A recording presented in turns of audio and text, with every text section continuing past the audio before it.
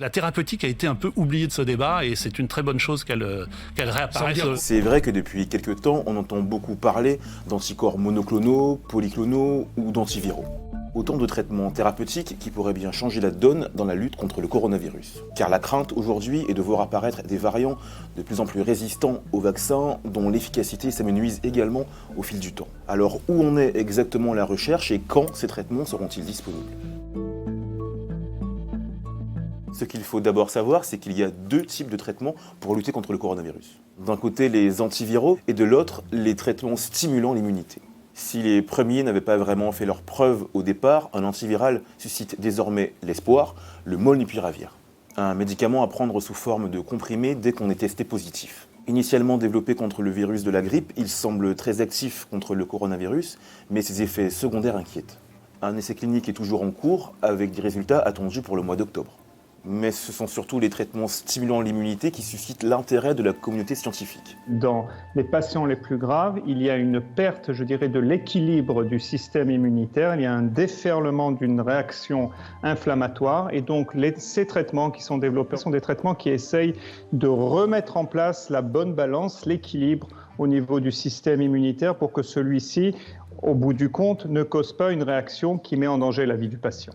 Parmi ceux-là, un traitement est déjà utilisé en France, le Ronapreve. Depuis le début du mois d'août, les personnes immunodéprimées, qui en fait ne développent pas suffisamment d'anticorps même après la vaccination, peuvent en bénéficier. L'idée de la thérapie est de sélectionner un ou plusieurs anticorps produits par une personne guérie, puis de les cloner et de les réinjecter à une personne malade.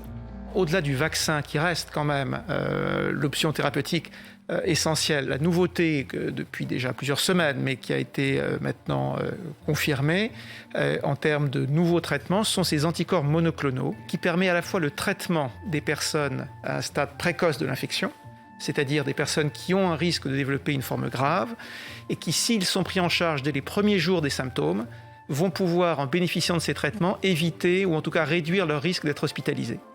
Et puis si on va à une étape un petit peu plus loin, eh bien, des personnes qui ont été en contact avec le virus, par exemple, au sein de leur famille, ou qui ont croisé une personne atteinte du Covid et qui ne sont pas vaccinées ou qui n'ont pas répondu à la vaccination, eh bien, ces personnes, si elles sont à haut risque de forme grave, elles vont pouvoir bénéficier de ce traitement. De son côté, l'Organisation mondiale de la santé a annoncé une nouvelle phase à son vaste essai clinique Solidarity, dans laquelle seront testés 3 médicaments.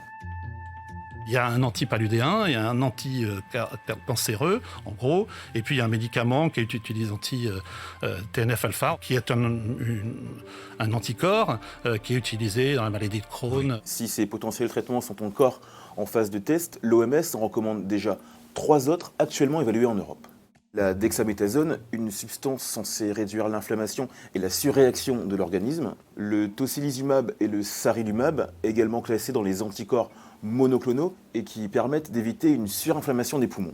Tous ces traitements ne sont recommandés que pour les patients atteints gravement par la maladie. Le dernier médicament à avoir fait parler de lui est celui d'AstraZeneca. En plus de son vaccin réservé aux plus de 55 ans en France, le groupe vient d'annoncer des résultats encourageants pour son traitement à base d'anticorps de synthèse. Il permettrait de réduire de 77% le risque de développer une forme symptomatique de la maladie.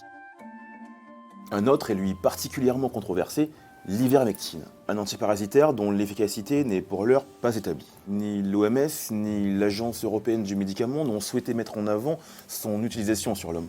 Et l'Agence française du médicament a pour l'instant refusé de lui donner une autorisation temporaire d'utilisation, jugeant qu'on manque pour l'instant de données convaincantes. C'est une molécule qui est pas chère et donc qui a un profil intéressant. Elle se donne par voie orale. Le médicament n'a pas d'action sur la multiplication du virus, il n'a pas d'effet antiviral, donc c'est plutôt décevant. En revanche, il pourrait avoir quelques propriétés sur la réduction des symptômes et peut-être des formes graves.